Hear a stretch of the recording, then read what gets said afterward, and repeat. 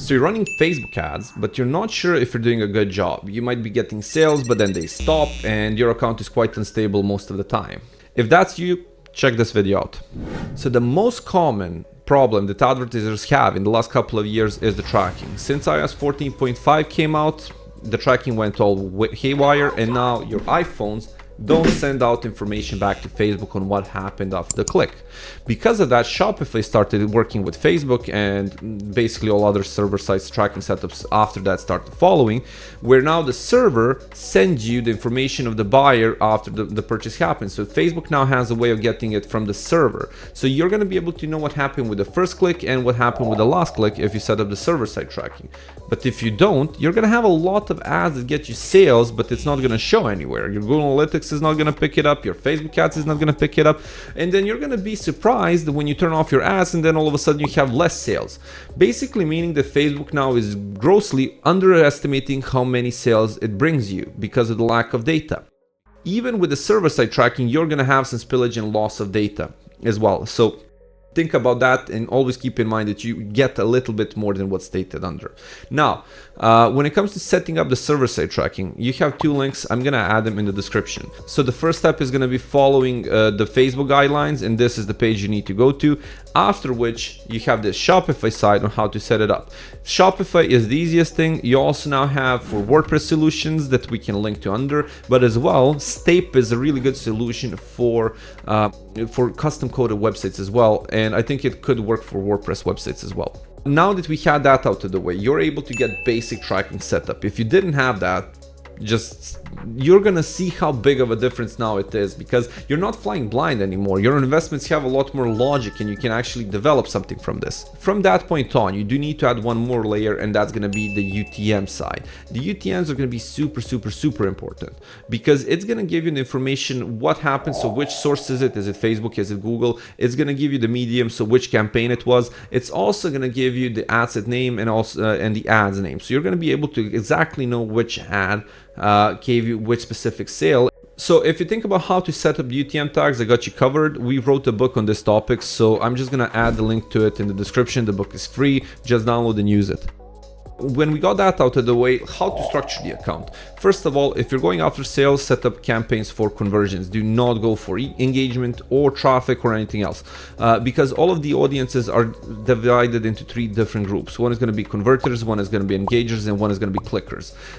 The main thing is all audiences are kind of separated 30%, so it's all even. Now, there are going to be some overlap, so a person that is an engager might be a clicker and vice versa. So it's quite rare that you can get a conversion from a traffic campaign if you're going for sales. You can do that and get the results when you have a massive ad spend, when you have a lot of data. So basically you get to a point whatever you try, it gives you some results. But if you're starting out new, you're gonna get destroyed. So think about setting up conversion campaigns. My suggestion is go for a little bit lower target. So we usually start off with conversions for purchase right away. If that doesn't work, we go after the add to carts initial checkout. So it's gonna be a lower activity point for our objective to be hit. Even then, we had a lot of situations where we launched an add to cart campaign and then we got 50 add to carts and maybe one sale, which is still not good. So again, keep in mind, if you want purchasers, optimize for purchasing. Now that you have the campaign set up, what you're gonna do? Main thing is separating prospecting and remarketing. If you do not set up prospecting and remarketing separately, what's gonna happen is that the algorithm for prospecting that you're targeted and interest that you like is going to start hitting all of the people that are in your remarketing but are also in that interest for prospecting. So if you're selling fishing gear and you target people that like fishing, you're gonna hit people that like fishing but as well are on your website or engaged or liked an ad or something like that. Basically that's gonna be the first target the algorithm is gonna go after, because you already provided some activity, you already showed an interest, and the algorithm is gonna go after the lowest hanging fruit. So you really need to think about this. You're going to be hitting those people, and then from there on, when that's depleted, the algorithm is going to go and hit the prospecting people. So that's why sometimes your campaigns, when you set them up, get some sales and then they die off, and then they again get some sales and then they die off. So when you think about your prospecting campaigns, you need to exclude some audiences. The main audience is going to be the website visitors, because that covers your add to carts, initial checkouts, and everything else. But then as well, you also need to remove all of the engagers, so likes, shares, comments, Instagram account, fan page on Facebook, whatever. All of those need to be excluded. Excluded. So you really need to think about when you're setting up, when you're doing prospecting, to have pure prospecting, because then that's going to be a stable campaign and that's going to work. While in the remarketing, you want to have a layered approach. When it comes to remarketing, you have one specific thing. You really need to think about where your account is now. So if you have a small account and you don't have a lot of people coming to your website, then you should make a general audience for remarketing, hit everybody in one campaign, and that's it. You're done until it gets some traction. If you're a big business, you have 100,000 people, even probably less, you can start doing this. Then you need to separate people with website visitors, add to carts, initial checkouts, past purchasers, and a lot more. Don't forget to add the activities, so engagement, likes, views, followers on your Instagram channel, whatever, because all of those are going to be tracked and all of those can impact the algorithm. So you really need to know what data is used for which specific audience.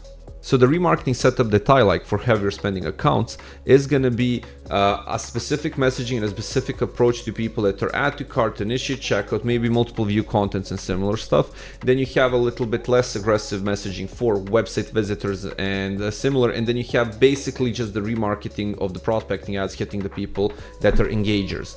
The engagers are going to be people that watch the video or liked or shared or commented. So those people have the basic information. They didn't dig deeper. They didn't visit the website. So we continue hitting them with prospecting ads. While on the other side, if they went to the website, they educated themselves, now we know they have more than enough information. Now we're going to hit them with more aggressive ads. In these layers, you want to shoot down objections and push them towards buying, maybe even offering them a better offer. If they're initiating the checkout or adding to cart or something like that, those are people that are already really thinking to buy. So pushing them down with an urgency message or giving them a discount or a special offer would be helpful, and it would speed up their decision-making process. And then the best audience you're always going to have is your past purchasers. If you have a good product, if you have a decent business, you're going to have some repeat purchasers. Now, of course, there are some businesses that just are not by nature repeat purchasers. They have a different strategy. I'll set up another video talking about that. But the main thing you need to understand is that the remarketing audience, if you hit it properly, so you set up the dynamic product ads, and you set up a couple of regular remarketing campaigns with really good messaging, that campaign is going to be your biggest money maker, hands down, almost every time. Now, when you're testing, you really need to have separate tests. I'll set up a more in-depth video about how to test Facebook ads, but the main thing is you need to have a control section and you need to have a testing section. So the control section has to be an ad that you already tested, you have some traction, you have some information, and then now you have another ad that's being tested, and only, for example, one thing is changed, maybe the link destination or the ad, its image or the copy. You cannot go and change the landing page, the ad, and the text to it and expect that you're going to have a result, because you don't know what actually worked. Did all three get better? Did one get better? Or is it a mix? Or is it just a fluke? You don't have a clue if you don't have a consistency in your testing. So that's going to be one of the first things you need to watch out for. The moment you have enough information that you're sure that this ad is a winning ad, you can start making a campaign that's called a core campaign, where basically you transition all of the winners into that one and you make a super beefy campaign and ad set where all of your ads are supposed to work really well.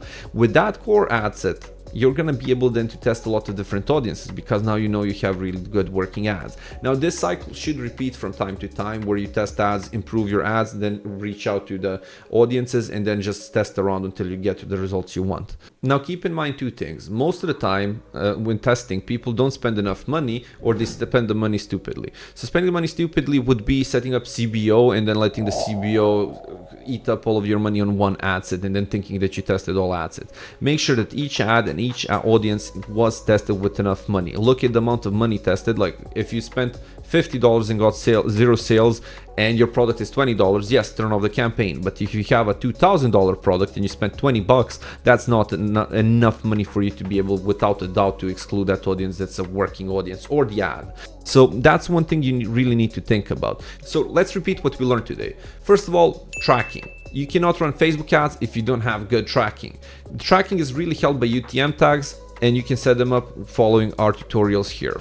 Account structure needs to be prospecting and remarketing. We explained how to structure it properly so you don't have to have overlap and why that's important.